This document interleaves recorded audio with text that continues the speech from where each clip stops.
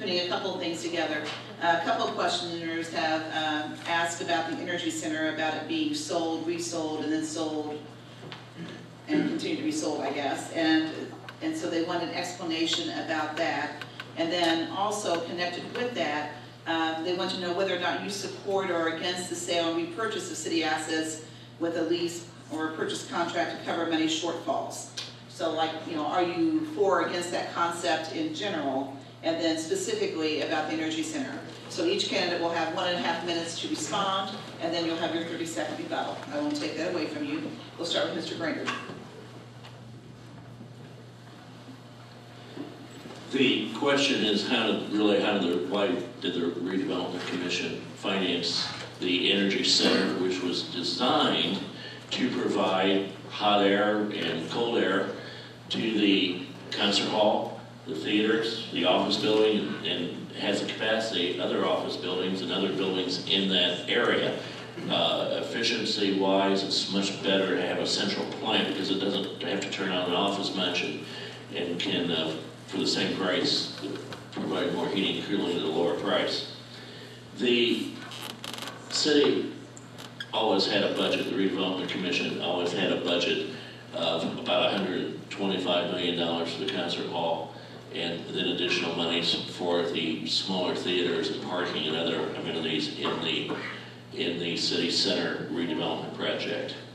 We issued a bond about 5 years ago for $80 million and have obtained quite a bit of interest on that bond during the construction period. That was the plan. We thought that we'd be able to raise private sector funding contributions, but then the recession came along, and the business people that might otherwise have given money weren't willing to do so in that recession because they were hanging on and managing very carefully as well. But the good news is we set up a TIF district that in 2005, when that initial bond was issued, provided about $7 million, that was projected to provide about $7 million in 2011.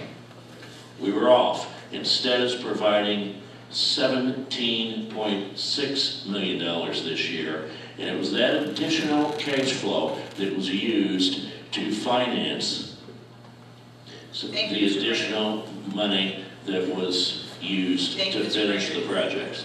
Mr. Asotero.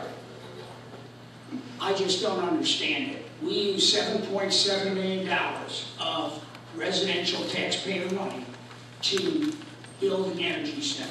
Then we take it and sell it to one party for $5.2 million, who sells it to another party for $5.2 million, and then the Carmel Redevelopment Commission buys it back for $16.3 million. This makes no sense, folks.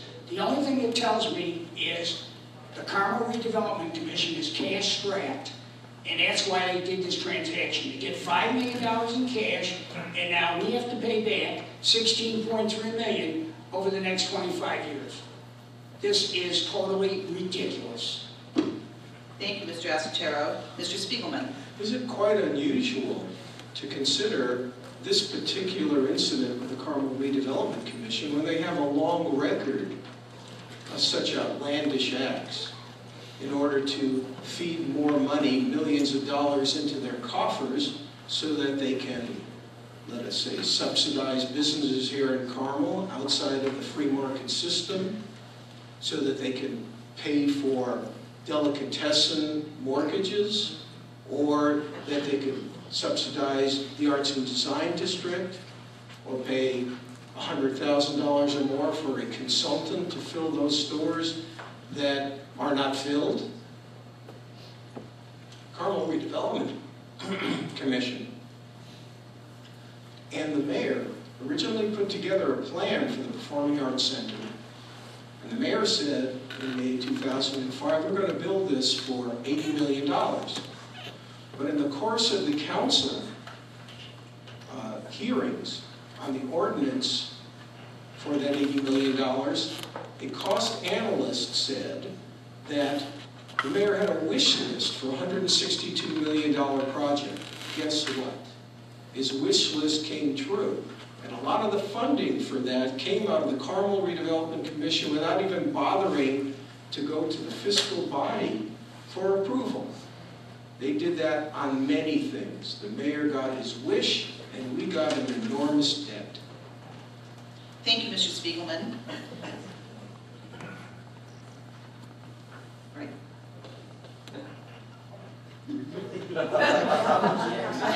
I don't know who's next. I do.